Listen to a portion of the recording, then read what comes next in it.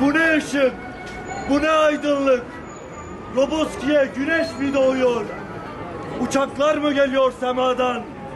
Yoksa bomba mı o savrulan? Hani nerede benim kolum? Hani nerede benim katilim? Ben kime ne yaptım ana? Onun içinde neden kıydılar bana? Hani dedelerimizden beri aşardık biz sınırı? Uçaklar bombalamaz, askerler kıymaz demiştiniz. Hani asker bilirdi bizi, bilirdi kaçağa gittiğimizi, bilirdi 2 bidon mazot, 2 paket şeker için sınırları aştığımızı. Tarafeynin her birine bu hususlarda cevap vermeye çağırıyoruz. Kamuoyu dış güçler denildiğinde genellikle emperyalist güçleri anlamaktadır.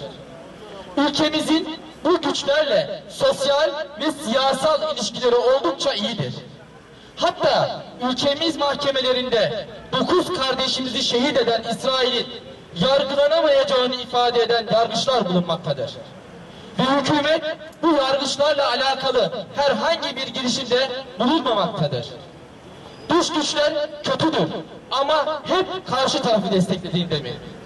17 Aralık operasyonları mazeret gösterilerek bir takım güç ve güç odaklarınca ayak oyunları ve manipülasyonlar ile halkın oyları ile iş başına gelmiş siyasal bir iktidarı hukuk dışı ve ahlak dışı yöntemlerle yok etmeye ve yıkmaya çalışıyorlar. Arkadaşlar, anayasanın 138. maddesinin 2. fıkrası açıktır ve nettir.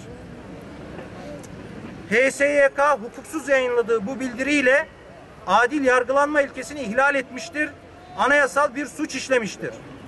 Buradan Dünya Demokrasi Hareketi Konya Şube Başkanı olarak da ve üyelerimiz olarak da Cumhuriyet savcılarına ve özellikle Yargıtay Cumhuriyet Başsavcısına açıkça sözlü olarak suç duyurusunda bulunuyoruz.